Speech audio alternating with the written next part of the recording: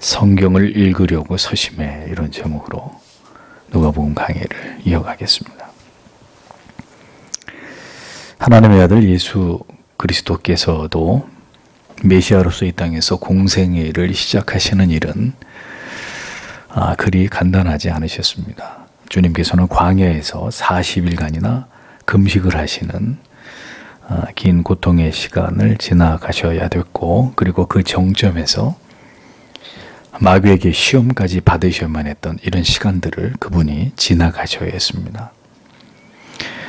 여러분들에게 여러 번 말씀드린 대로, 그렇기 때문에 인생은 결국 우리가 생각하고 마음먹은 대로 흘러가지 않는다는 것을 우리가 유념할 필요가 있습니다.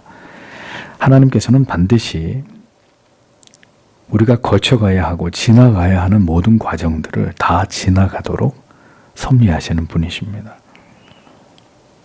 하나님의 아들도 그것에 있어서 예외가 아니셨다면 모든 하나님의 백성들도 동일한 하나님의 섭리 가운데 그들의 인생을 살아가야 하는 것이라는 겁니다.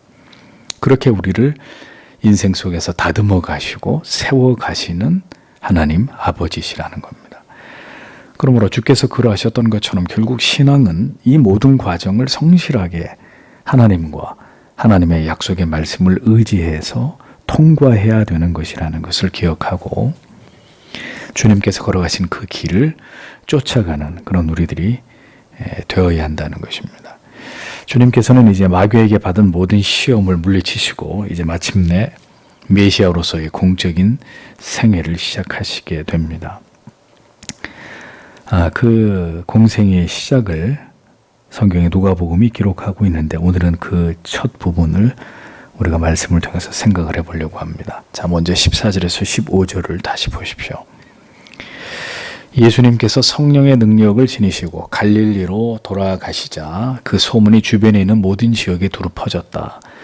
예수님께서는 그 여러 회당에서 가르치셨으며 모든 사람들에게서 칭송을 받으셨다. 이렇게 기록이 되어 있습니다. 자, 예수님의 공생애는 성령과 함께 하심으로 시작되었다. 성경이 그렇게 기록을 분명히 하고 있습니다. 성령의 능력을 가지고 갈릴리로 돌아가셨다.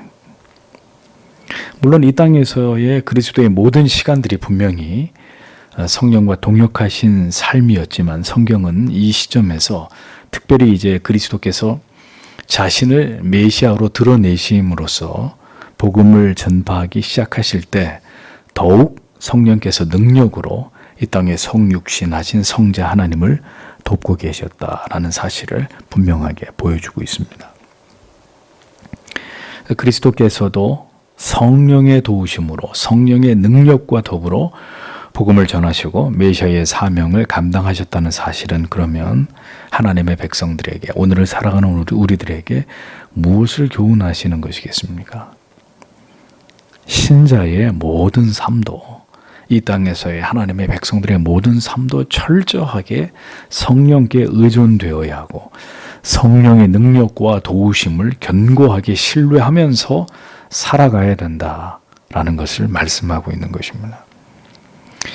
우리의 삶이 무기력해지고 목표를 잃어버리게 되고 방황하게 되고 영적인 침체에 빠지는 이유가 무엇 때문입니까?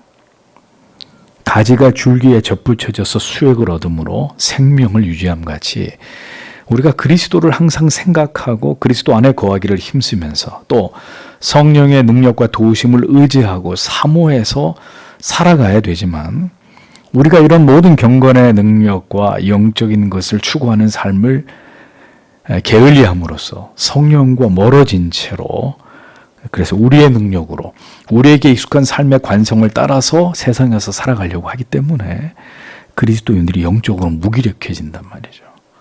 생명력을 잃어버린 그런 삶을 살아가게 된다는 것입니다. 성령과 동떨어진 삶을 살아가려고 하기 때문에. 그리스도의 공생의 시작은 성령께 붙들려서 그의 능력에 함께 하심으로 말미암았습니다. 그러면 신자도 마찬가지입니다. 하나님 앞에 충분히 기도하고 하나님의 말씀을 붙들고 하나님의 은혜를 공급받음으로 우리의 삶을 살아가야 한다는 것입니다. 그것이 하나님이 원하시는 삶의 방식이라는 것을 잊지 말아야 하는 것이죠. 성령을 의지하며 살아갈 때 모든 일들이 성령의 도우심과 인도하심 가운데서 진행되게 되는 것입니다. 그런데 반대로 성령을 가까이 하지 않고 성령의 도우심을 구하지 않으면서 은혜의 모든 방편들을 물리고 우리가 그렇게 세상에서 분주하고 혹은 게으르게 살아간다면 우리의 모든 일들을 우리가 결정하게 되는 거예요. 인생에서 중요한 순간에 우리가 어떤 것들을 생각하고 결정해야 될 때 성령의 인도하심과 도우심, 간섭하심을 통해서 그런 일들을 결정하는 게 아니라 우리가 우리의 생각대로 우리가 살아온 삶의 방향대로 그렇게 우리가 속단하게 되고 어떤 문제들을 그렇게 풀어가게 된단 말이죠. 그럼 어떻게 돼요? 항상 그 결과는 후회하게 되는 것이고 그 결과에 따른 괴로움과 고통을 피할 수 없는 그런 인생을 우리 스스로 자초하게 된단 말입니다. 주님께서 다시 갈릴리에 이르시자 소문이 사방에 퍼졌다고 적고 있습니다. 갈릴리에는 이미 이 범상치 않은 젊은이의 출현에 대해서 많은 사람들의 입에 그리스도께서 회자되고 있었습니다. 자, 그리스도께서는 아직 어떤 이적도 행하지 않으셨거든요. 그럼에도 불구하고 사람들 사이에 어떤 기대감이 그리스도를 향해서 형성되고 있었다는 것을 알 수 있습니다. 주님께서 당대의 가장 유명한 선지자였던 세례 요한을 통해서 요단 강가에서 세례를 받지 않으셨습니까? 그러면서 세례 요한이 하나님의 어린 양이다 이렇게 예수님을 특별하게 소개하지 않았습니까? 그러니까 어떤 식으로든 유대 사회에 이 젊은이의 등장, 이 그리스도의 등장이 많은 사람들 사이에서 큰 화제가 되지 않을 수 없었을 것이라는 거죠. 누군가 새로운 인물이 나타나는데 세례 요한께서도 하나님의 아들이라고 세상 죄를 지고 가는 어린 양이라고 나는 그분의 실든 매를 풀기도 감당치 않다고 이렇게까지 높이신 젊은 선지자가 갈릴리에 지금 왔다고 이런 식의 소문들이 급격히 퍼져나갔다라는 거죠. 그런데 무엇보다도 이렇게 그리스도께서 급격히 알려주신 것도 결국은 성령의 역사하심이 틀림없다는 것을 우리가 깨닫게 됩니다. 왜냐하면 예수님이 성령의 권능을 가지고 예루살렘으로 가셨을 때 그 소문이 사방에 퍼지게 되었다. 이렇게 성경이 기록하고 있기 때문에 공생애를 시작하실 때 이제 성령이 그리스도를 도와서 이제 그리스도를 통해 복음이 확산되고 퍼져나가도록 강력하게 역사하고 계셨다는 사실을 알 수 있는 거죠. 주님이 이제 갈릴리로 가셨습니다. 그리고 주님께서 사역의 무대로 정하신 곳은 시나고게 회당이었습니다. 회당이 어떤 곳입니까? 유대인의 예배와 교육의 중심 기관으로 또 유대인들의 재판이 이루어지는 굉장히 중요한 유대인들의 생활의 삶에 있어서 굉장히 중추적인 역할을 하는 중요한 장소였습니다. 그러니까 예수님 당시에 예루살렘에만 480여 개의 회당이 있었다고 하거든요. 그들은 주로 이곳에서 개인 기도를 드리고 기도문을 낭송하기도 하고 성경을 예배 중에 낭독하기도 하고 성경을 낭독한 랍비가 이어서 설교를 하면 또 성도들이 기도를 하고 이러고 이제 흩어지는 예배의 중심지였다는 거죠. 유대인들에게 신앙의 심장부와 같은 이 회당에서 주님은 복음을 전하기 시작하셨다. 이것은 뭘 의미하는 것이냐? 유대주의의 본진을 복음으로 공격하는 것으로 주님께서 메시아의 사역을 시작하셨다라는 것을 보여주는 거죠.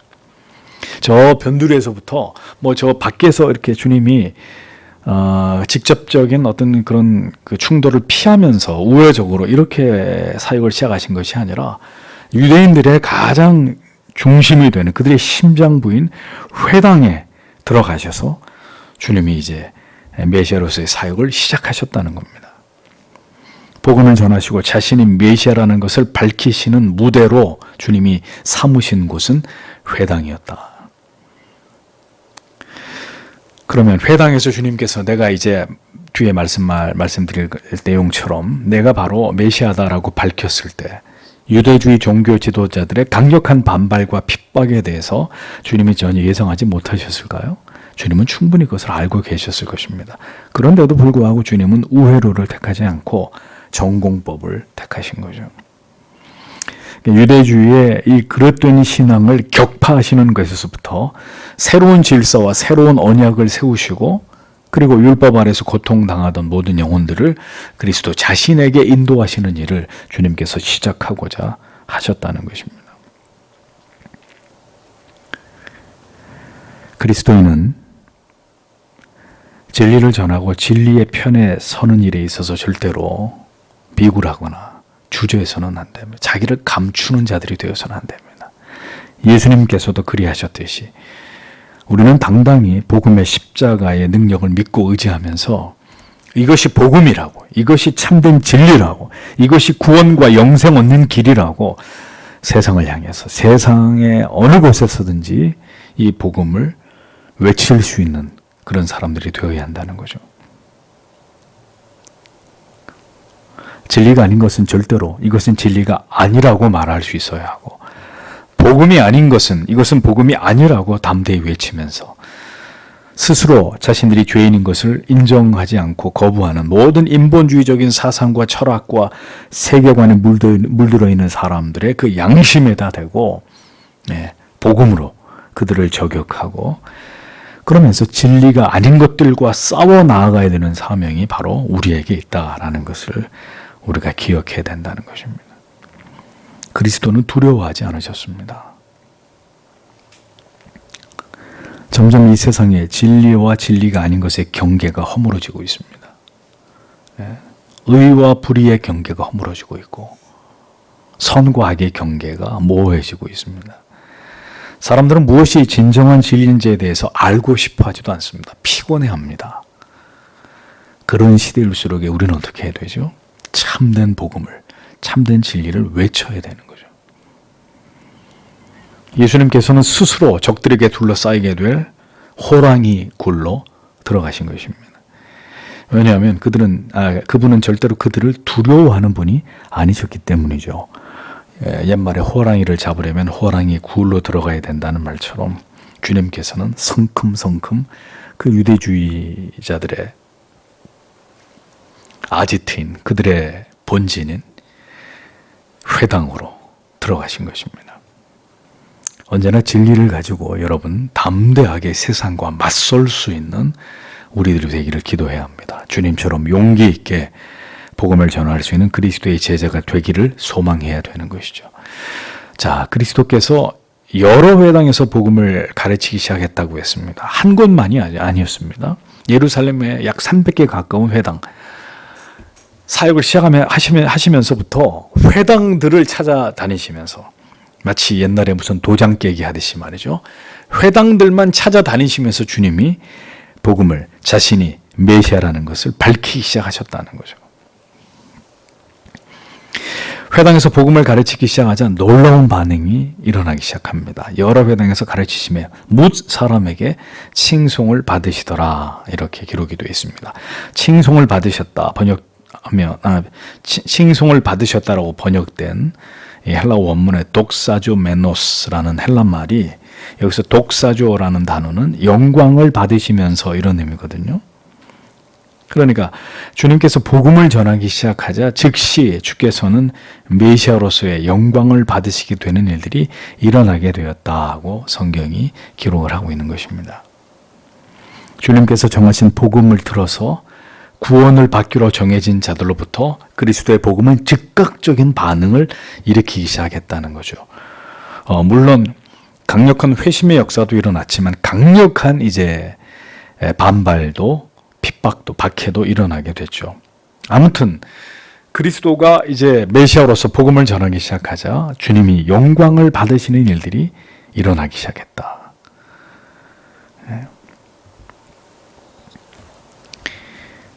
영원히 율법 아래서 죽어버린 소망 없는 우리들이 그리스도로 말미암아 그를 구주로 믿음으로 인해서 다시 영원히 살게 된 이 진리는, 그 진리를 듣고 영원히 변화된 자들로 하여금 죽을 때까지, 아니 영원토록 주님께 영광을 돌릴 이유를 우리 영혼 안에 만들어 놓게 되는 것입니다. 예수를 믿는다는 건 뭐냐? 예수를 믿어서 내가 행복해지는 것은 둘째치고 예수를 믿음으로써 그 예수가 누구이신지를 깨닫고 그가 우리에게 어떤 은혜와 사랑을 베푸신지를 깨닫고 이제 내 생명 다하는 그날까지 그 그리스도의 은혜와 사랑 앞에 모든 영광을 하나님께 그리스도께 돌리는 삶이 시작됐다. 그걸 의미하는 거거든요.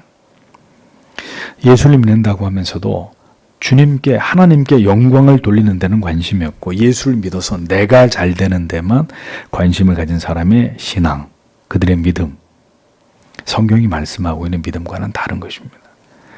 예수를 깊이 믿으면 믿을수록 나는 점점 사라지는 것이고 오직 찬란한 그리스도의 영광만이 나를 통해 드러나게 되는 것이 신앙이 추구해야 되는 본질이라는 거죠. 그 신앙이 완성되어져 갈 때 우리의 신앙의 모습에서 나타나게 되는 감출 수 없는 증거라는 거죠.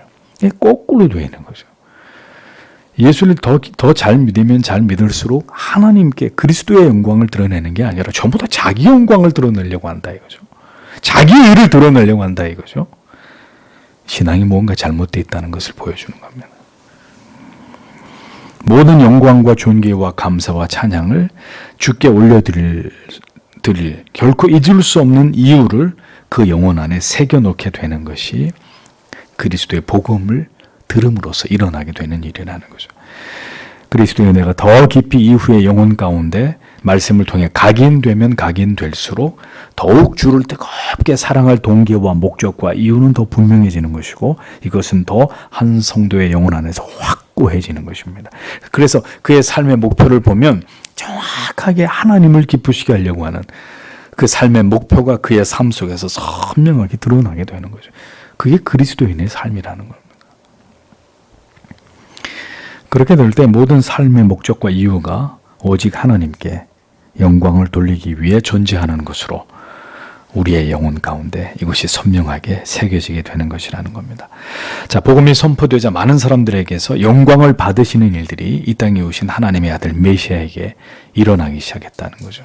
너무나 당연한 일이지만 성경은 그렇게 메시아의 시작이 그의 오심의 이유가 그가 복음을 전하신 것이 하나님의 백성들에게 어떤 의미가 된 것인지를 이렇게 설명하고 있는 것을 볼 수 있습니다. 16, 17절을 보십시오. 예수께서는 그가 자라나신 나사렛으로 가셔서 안식일에 늘 하시던 습관대로 회당에 들어가셨다. 그리고 읽으려고 서셨다. 예언자 이사야의 책을 건네받으시고 그것을 펼쳐 이렇게 쓰인 곳을 찾으셨다. 이렇게 기록되어 있습니다. 자, 여기서 우리는 예수님께서 가지고 계셨던 경건한 습관 한 가지를 발견하게 됩니다. 한글 성경에 자기 규례대로 번역된 헬라어 카타토 에이오도스 아우투라는 이 어절의 의미는 그에게 습관이 된 것에 따라 이런 말이에요. 그러니까 주님이 어려서부터 규례대로 빠지지 않고 안식일이면 어디 가셨다는 거예요? 어렸을 때부터 회당에 나아가셨다는 거예요. 거기서 하나님께 기도를 드리고 율법을 듣는 일에 누구보다도 그분은 열심을 다하셨다는 거예요. 그러니까 습관이 돼 있었다는 거예요. 습관. 그러니까 어쩌다가 기도하러 나오고 어쩌다가 예배 드리러 나오는 게 아니라 항상 기도하는 자리, 항상 예배 드리는 자리. 그것이 그분의 경건한 습관이셨다는 것입니다. 회당에서 율법을 봉독하는 일은 당시 유대인들이 드리는 예배에서 가장 중요한 부분이었습니다. 그러므로 이 일은 아무나 할 수 있는 일들이 아니었고 회당장에 의해서 미리 선정된 자들에게 성경을 봉독하도록 이렇게 그 일을 위임하곤 했습니다. 그러니까 예수님께서 성경을 대표로 봉독할 수 있었다는 것은 이미 그곳에서 예수님의 지위와 명성과 평판이 상당한 수준에 이르렀다는 것을 의미하는 것이죠. 하나님의 말씀이 회당에서 낭독될 때는 모든 사람이 기립을 해야 했습니다. 일어서서 하나님 말씀을 듣는 거죠.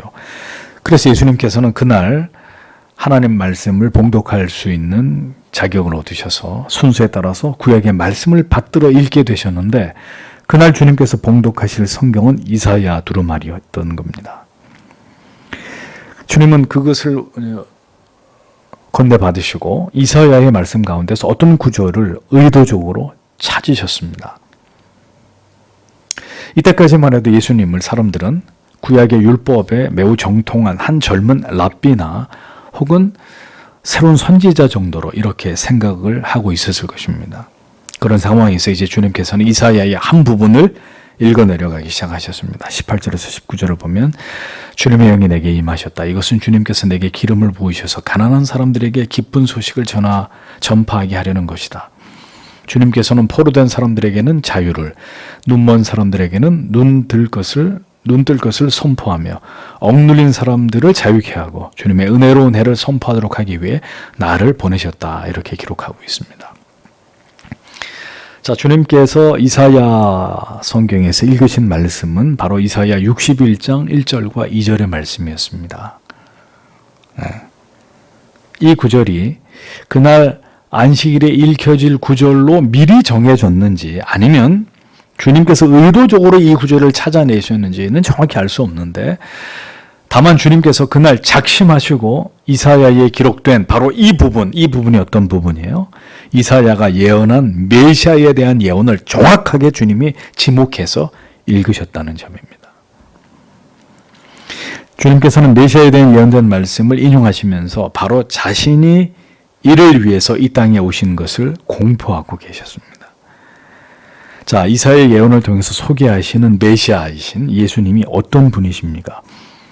주의 성령이 내게 임하셨으니라고 했죠. 그리스도는 성령의 기름 부으심을 받은 성령을 받으신 분이셨습니다. 또 심령이 가난한 자에게 복음을 전하실 분이셨습니다.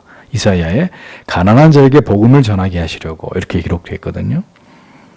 또 내게 기름을 부으시고 앞에서 얘기한 대로 기름 부으심을 받은 자다. 죄와 율법에 포로된 자들과 죄와 율법에 포로된 자들에게 자유와 또 참된 구원의 도에 눈먼 자들을 보게 하실 그런 분으로서의 예수 그리스도이시다. 또 죄책과 온갖 근심과 걱정에 눌린 자들에게 자유를 주기 위해 오신 메시아이시다. 이것이 이사야가 예언하고 있는 메시아입니다. 주의 은혜의 해라고 명하신 때는 레위기 25장에 나오는 희년을 의미하죠. 여호와께서 매 50년마다 빚진 자들의 빚이 탕감되고 노예들이 해방되고 땅의 경작을 쉬게 하고 모든 거민들이 자기의 고향으로 돌아가게 하신 해방과 자유의 해를 의미합니다. 그러니까 그리스도께서 이 땅에 도래하신 날이 바로 모든 죄의 눌림과 율법의 눌림으로부터 우리가 해방을 받는 날인데 그 날이 임했다는 거죠. 모든 죄인들에게 하나님의 주권적인 은혜가 임해서 모든 죄의 결과로부터 우리를 해방시키시는 날이 마침내 메시아의 도래를 통해서 이제 활짝 열리게 되었다는 것을 주님께서 이사야의 말씀을 통해서 말씀하고 계셨던 것입니다. 한마디로 예수 그리스도께서는 복음을 전하기 위해서 이 땅에 오신 메시아이심을 이사야의 바로 이 예언을 통해서 이제 주님께서 유대 사회에게 강력하게 드러내고 있는 장면이 바로 이 본문에 있는 내용인 거죠.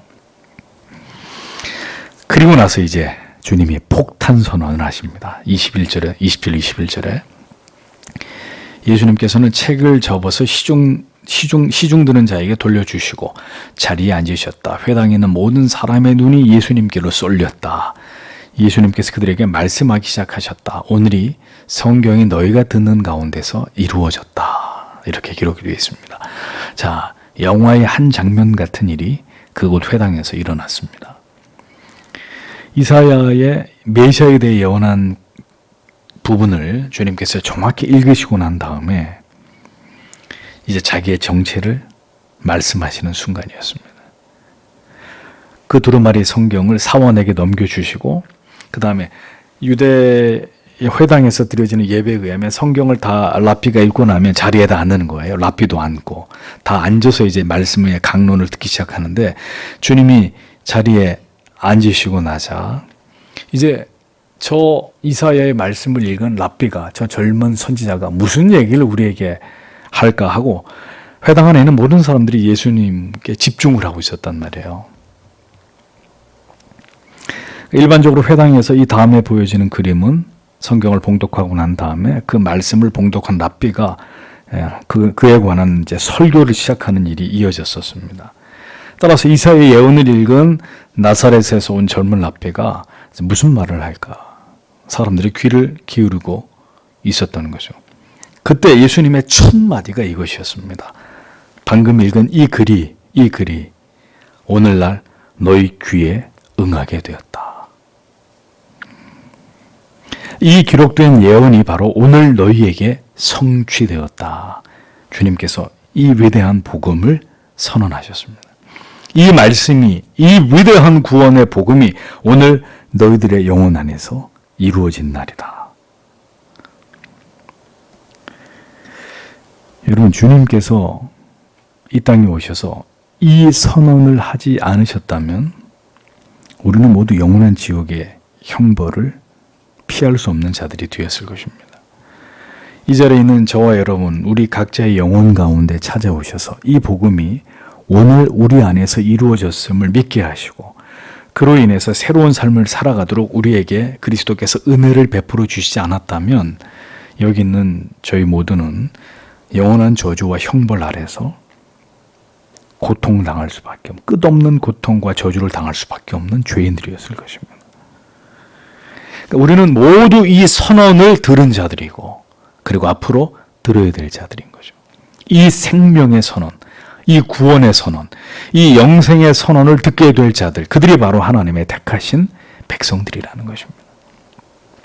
그토록 하나님께서 사랑하신 하나님의 사람들이라는 거죠. 주님께서는 바로 그들을 위해서 이 세상에 오셨다고 말씀하고 있는 겁니다. 그러나 역설적이게도 바로 이러한 그리스도의 메시아 선언 때문에 주님께서는 모든 유대주의자들의 적으로 몰리셔야 됐고 공생의 기간 동안 끊임없는 박해와 핍박을 받으셔야 됐던 그 일이 이제 시작되게 되었던 것입니다. 그럼에도 불구하고 그리스도의 생애는 이 위대한 복음을 위해서 자기를 모두 드리신 위대한 삶이셨습니다. 하나님의 말씀과 그 영원하신 새 언약을 성취하심으로 우리에게 무한한 영생의 복을 선물하신 아름다운 삶이셨던 거죠. 우리는 이 위대한 그리스도의 구원의 성취를 통해서 하나님의 자녀가 되었다는 사실에 대해서 언제나 가슴 뛰는 감격과 기쁨을 잃어버리지 않고 우리의 생애를 살아가야 될 의무가 있다라는 것을 잊어서는 안 됩니다. 그리스도께서 성취하신 이 놀라운 구원의 수혜자이고 영원한 하나님의 나라의 상속자가 바로 이 말씀을 듣게 될 너희들, 그리고 시대를 뛰어넘어서 이 복음을 듣고 있는 우리 자신이라는 것을 우리가 분명히 알기를 원하셨던 것입니다. 이렇게 메시아의 사명을 위한 공생의 시작을 주님은 위대한 자기 선언으로 시작하셨습니다. 메시아가 이 땅에 왔다. 성경의 구약의 모든 그 예언의 성취가 되어진 날이 바로 오늘이다. 회당에 모인 많은 사람들 앞에서 당당하게 공적으로 자신이 하나님의 아들, 구원자 예수 그리스도라는 사실을 밝히 드러내는 것으로 주님은 메시아의 사명을 시작하셨다는 것입니다. 그 일이 장차 주님께 어떤 어려움을 가져다 줄지를 모두 아셨으면서도 주님께서는 그 모든 고난을 절대로 피하지 않으셨다는 것입니다. 다시 말씀드립니다. 성도 여러분, 그리스도인은 그렇기 때문에 어디에 있든지 자기 정체를 드러내는 사람들입니다. 우리가 하나님의 자녀인 것을, 우리가 무엇을 위해서 이곳에 있는 것인지를 우리의 삶으로, 우리의 삶의 모든 내용들로 그것을 증명하고 드러내는 사람들이 그리스도인들입니다. 주님께서는 자신이 오신 목적과 이를 통해서 마침내 성취될 위대한 하나님의 구원 계획을 발표하심으로 이제 폭풍 속으로 들어가셔야 되는 고난의 삶을 시작하고 계셨습니다. 언제나 그리스도인들의 생각 속에는 주께서 무엇 때문에 이 땅에 오셨고 주님께서 무엇을 이루고자 하셨는지를 잊지 않아야 합니다. 그리고 우리의 삶의 방향도 그리스도를 닮아서 이 땅에서의 부귀영화가 우리의 목적이 아니라 그리스도가 보이신 그 삶의 가치와 내용과 의미를 따라서 우리도 복음을 위해서, 이 복음의 가치를 위해서 살아가는 삶을 그리스도와 일치시키고 살아가야 되는 것이죠. 그래서 그리스도가 그렇게 고난 받으셨듯이 우리의 삶 또한 우리가 예수를 믿는 하나님의 자녀라는 이유만으로 고난을 받아야 한다면 기꺼이 그 길을 주님과 함께 걸어가는 것입니다. 그것이 그리스도인의, 세상 속에 있는 그리스도인의 삶입니다. 그러한 삶을 살아간 자의 인생의 끝에 찬란한 영광이 있는 것이지.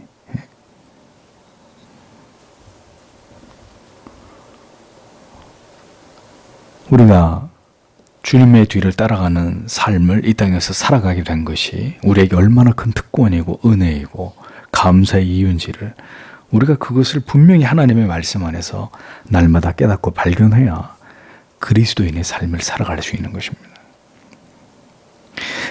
수많은 사람들이 예수를 믿어도 그리스도인으로서 존재하는 삶의 이유와 가치를 올바로 이해하지 못한 사람들이 세상에 너무나 많이 있습니다.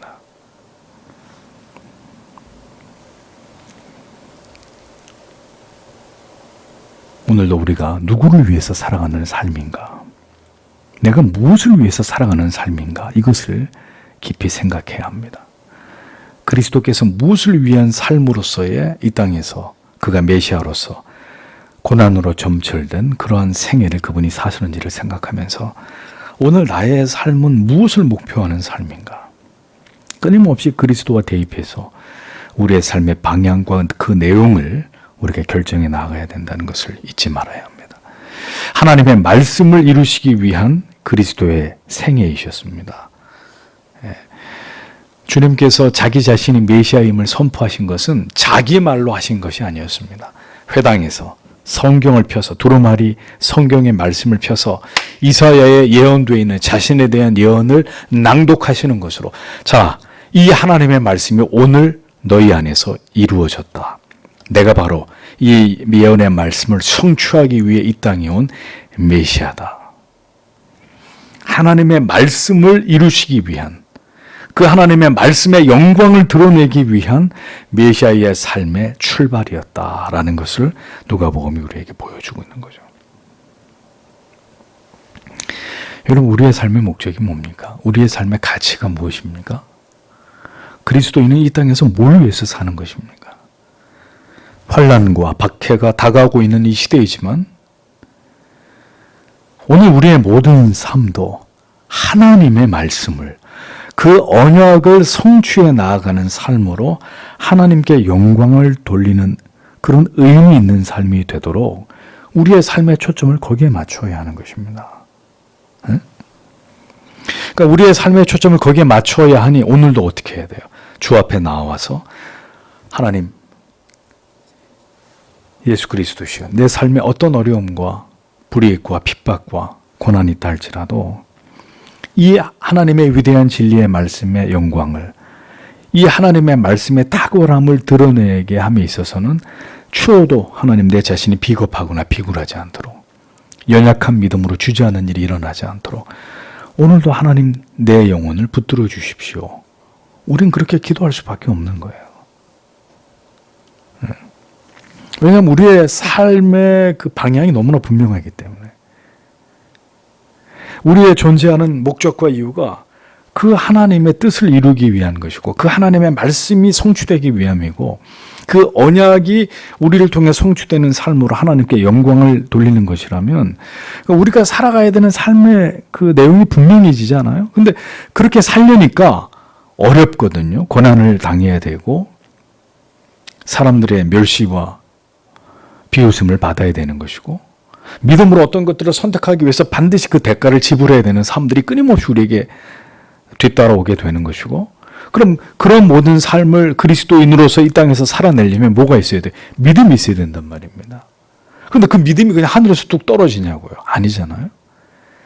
그래서 우리는 오늘도 그렇게 우리의 삶의 방향을 정하고 그 삶을 하나님 앞에서 살아낼 수 있도록 주님께서 오늘도 우리를 위해 기도하고 계시는 그리스도께서 오늘도 우리에게 은혜를 주시고 믿음을 더해 주시고 담대함을 주시고 그리스도께서 하나님의 언약을 붙들고 성령과 더불어 그 위대한 삶을 생애를 사셨듯이 오늘도 우리와 함께 하시는 성령을 의지하고 주께서 우리에게 주신 약속의 말씀을 의지해서 그 길을 가게 해달라고 우리는 하나님 앞에 나와서 기도해야 되는 거죠. 당연히 기도해야 되는 것이죠.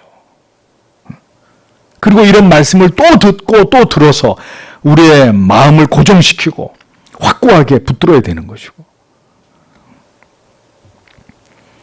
그렇게 해서 우리가 믿음으로 이 신앙의 모든 경주를 마쳐야 하는 자들이 저와 여러분이라는 것을 우리는 잊어서는 안 됩니다. 그러니까 그것을 분명히 아는 그리스도인은 늘 삶의 현장에서 하나님의 말씀을 놓을 수가 없는 것이고 기도하는 자리를 빠질 수가 없는 것이고, 왜냐하면 무엇 때문에 존재하는지가 너무 분명하니까요. 그리고 그 끝에 결국은 부활의 영광을 통해서 우리가 하나님 나라에 들어가게 될 때 영화되고 영생을 누리게 되는 하나님의 자녀가 된다는 것을 알기 때문에 그 마지막에 우리의 모든 궁극의 소망을 두고 오늘을 지나가게 되는 그런 삶을 우리가 선택하게 되는 것이라는 겁니다. 그러므로 여러분, 오늘도 우리의 삶의 이유와 목적과 그 내용은 바로 여기에 맞춰줘야 되는 거죠. 주님께서 이 땅에서 어떤 삶을 사셨느냐, 그 삶의 이유와 목적이 무엇이냐. 그러면 그리스도의 제자된 우리의 삶의 궁극의 목적과 내용은 무엇이어야 하느냐. 주님은 하나님이시고 하나님의 아들이셨기 때문에 성령과 더불어 그 길을 행하실 수 있었다면 우리는 우리의 힘으로는 불가능한 일이기에 오늘도 성령의 도우심을 구하고 주를 의지하여서 이 길을 갈 수밖에 없다는 당위를 우리가 오늘도 생각하면서 하나님 믿음으로 살게 해 주시옵소서. 주님이 결국은 그 메시아의 사명을 성취하시고 다시 아버지께로 돌아가셨던 것처럼 천하 만국의 권세를 다시 얻으시게 되셨던 것처럼 하나님 오늘도 우리에게 믿음을 주셔서 이 땅의 모든 날들을 그렇게 살아가게 하시고 주님이 받으신 그 영광에 우리도 동참하게 해달라고. 오늘도 성도 여러분, 우리의 궁극의 기도의 제목은 바로 그것이 되어야 하는 것입니다. 그것을 목표하여 살아가는 삶 속에서 하나님이 우리와 함께 하시고 우리와 동행하시고 우리의 삶을 지키시고 우리에게 믿음을 더하셔서 그러한 삶의 목표를 잃어버리지 않도록 하시고 오늘도 우리에게 큰 은혜를 부어주시는 일들을 우리 안에서 계속 하신다는 것을 우리는 잊지 말아야 되는 것이죠. 오늘도 이러한 말씀들을 생각하면서 주님 믿음으로 살아가는 하나님의 자녀들이 될 수 있도록 하나님 오늘도 우리에게 큰 믿음을 주시고 은혜를 더해 주시기를 다 함께 기도하고 돌아가도록 하겠습니다. 기도하겠습니다.